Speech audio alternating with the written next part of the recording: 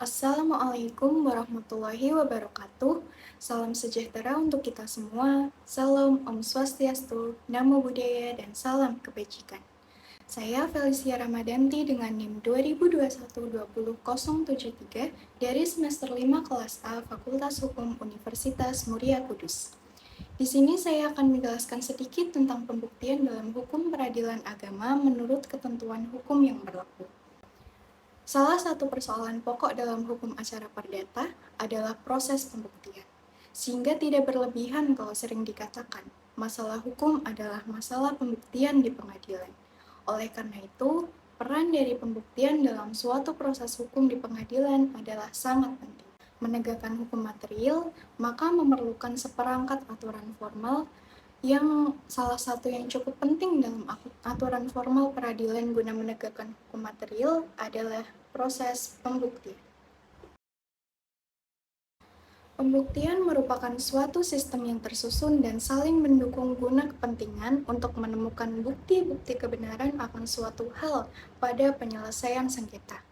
Pada tahapan pembuktian inilah, hakim akan dapat menggali berbagai kebenaran baik formal maupun material guna kepentingan penyelesaian perkara dengan menemukan konstruksi penyelesaian yang semestinya sehingga melahirkan produk hukum pengadilan yakni putusan hakim. Tujuan pembuktian adalah untuk meyakinkan dan memberikan kepastian pada hakim tentang suatu peristiwa agar hakim dapat mengambil keputusan atas pembuktian tersebut. Sistem pembuktian dibagi menjadi dua, yakni sistem pembuktian positif dan sistem pembuktian negatif. Sistem pembuktian positif adalah sistem pembuktian yang mendalilkan pada bukti saja, yakni yang telah ditentukan oleh undang-undang. Sedangkan sistem pembuktian negatif adalah sistem pembuktian yang tidak hanya berpedoman pada alat bukti yang ada di undang-undang, tetapi juga atas dasar dari keyakinan daripada hakim. Selain diatur di pasal 163 HR ataupun di pasal 283 RBG, beban pembuktian diatur juga di Jurisprudensi Mahkamah Agung nomor 985K/SIP/1971 yang menyatakan bahwa pihak yang mengajukan suatu dalil, maka dia harus membuktikan dalilnya untuk menggugurkan dalil lawan. Alat bukti adalah segala sesuatu hal maupun benda yang ada hubungannya dan kaitannya dengan suatu kejadian atau peristiwa tertentu. Dalam pasal 164 HIR disebutkan beberapa jenis alat bukti, yakni surat, saksi, persangkaan, pengakuan, dan juga sumpah. Untuk lebih mudah dalam mengingat, kita bisa menyingkatnya dengan su, sa, sam, pe, su. Alat bukti terkuat adalah alat bukti yang paling utama atau yang paling teratas, yakni surat. Surat dibagi menjadi dua, yakni akta dan bukan akta. Menurut pasal 180-67 KUH Perdata, akta dibagi menjadi akta otentik dan akta di bawah tangan. Sedangkan surat bukan akta yang dapat kita klasifikasikan menjadi surat yang bukan akta seperti salinan, fotokopi, kutipan, dan lain sebagainya. Dalam KUH Perdata, pembuktian menggunakan saksi diatur dalam pasal 1895 sampai 1912. Terdapat dua syarat agar seorang dapat tergolong sebagai saksi. Syarat yang pertama yakni syarat formil. Syarat formil dimaksudkan bahwa orang tersebut harus cakap hukum terlebih dahulu. Sedangkan syarat yang kedua yakni syarat material, di mana syarat ini orang tersebut harus menerangkan apa yang dia lihat sendiri dan dia dengar dan harus dia alami sendiri.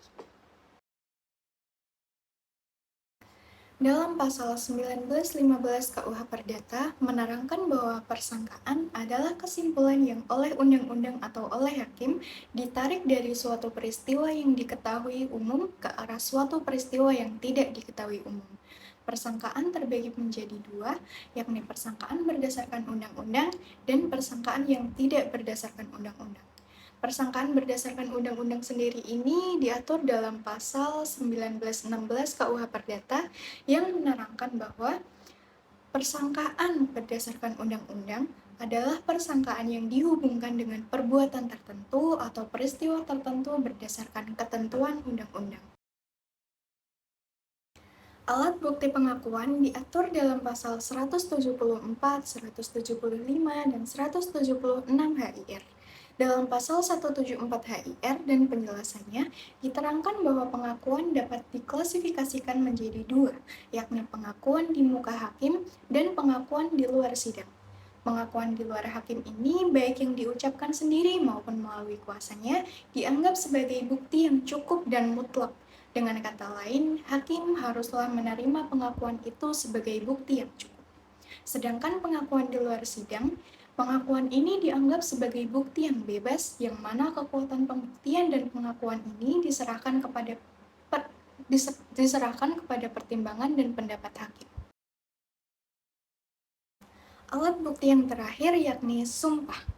Terkait sumpah sebagai alat bukti hukum acara perdata, ketentuan pasal 1929 KUH Perdata menerangkan bahwa dua macam sumpah yang dapat disampaikan di hadapan hakim, yakni sumpah yang diperintahkan oleh pihak yang satu kepada pihak yang lain untuk pemutusan suatu perkara.